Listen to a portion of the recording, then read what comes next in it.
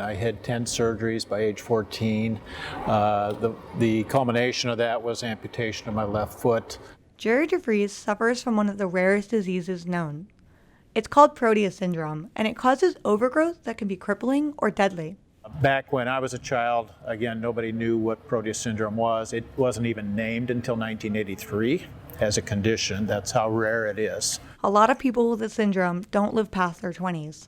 At 61, DeVries is the oldest known man living with the condition, but he didn't receive a diagnosis until he was 40 years old.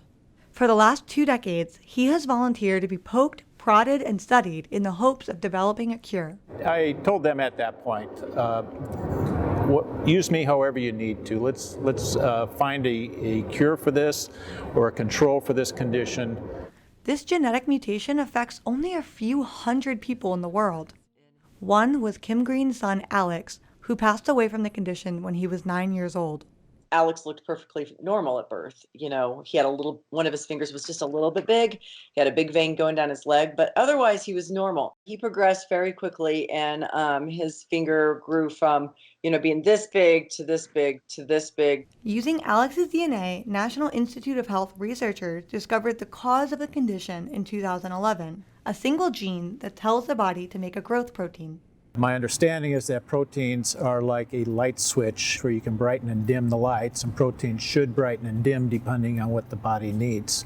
This particular protein in Proteus syndrome is always on 100%. In 2017, DeVries was one of 3 adults and 3 children to participate in the first study of a drug to treat the condition called murinercept.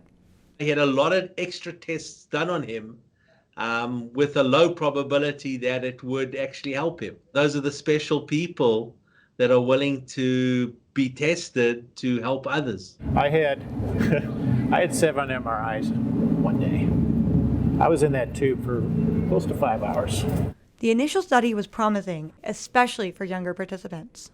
So the rate in which these growths were occurring slowed down and in some cases even regressed.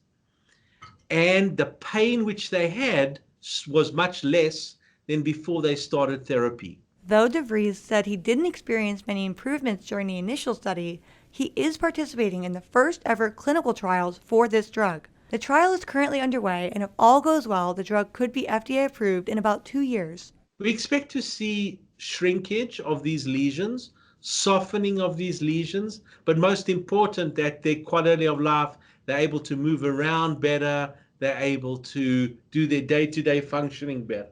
It's scary because I have to look at my Proteus kids and recommend them going on a drug that at the end of the day, you think it's safe, it seems safe, there's not really any side effects, but there's just a lot more testing to be done. It's just life as a guinea pig. But it's a risk that families and patients like DeVries are willing to take.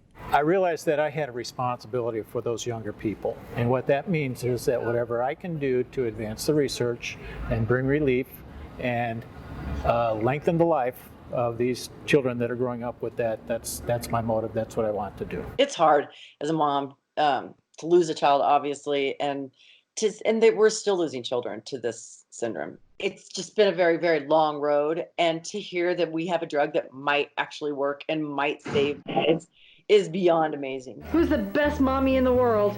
Yeah.